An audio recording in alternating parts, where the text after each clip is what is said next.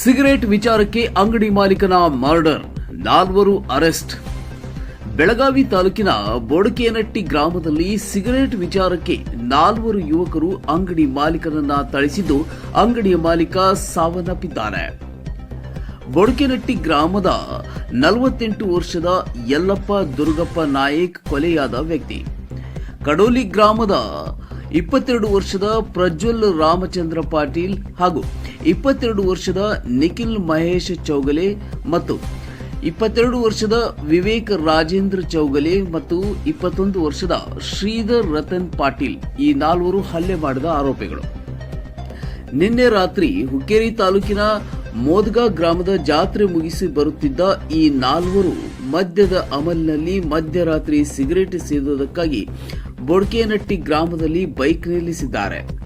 ಅಂಗಡಿ ಮುಚ್ಚುತ್ತಿದ್ದ ಮಾಲೀಕನನ್ನ ತಡೆದು ಸಿಗರೇಟ್ ತೆಗೆದುಕೊಂಡು ಅಲ್ಲೇ ಸೇದಿದ್ದಾರೆ.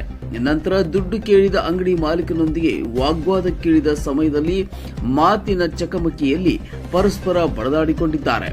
ಆದರೆ ಈ 4 ಮಾಡಿದ ಹಲ್ಲೆಗೆ ಮಾಲೀಕ ಯಲ್ಲಪ್ಪ ತೀವ್ರವಾಗಿ ಅಸ್ವಸ್ಥಗೊಂಡಿದ್ದ. ತಕ್ಷಣ ಆತನನ್ನ ಸ್ಥಳೀಯರು ವೈದ್ಯರಿಗೆ ತೋರಿಸಿ ಬೆಳಗಾವಿ ಕೆಎಲ್ಇ ಆಸ್ಪತ್ರೆಗೆ ಕರೆದೊಯ್ಯುವಾಗ ಮಾರ್ಗ ಮಧ್ಯದಲ್ಲಿ ಮೃತಪಟ್ಟಿದ್ದಾರೆ.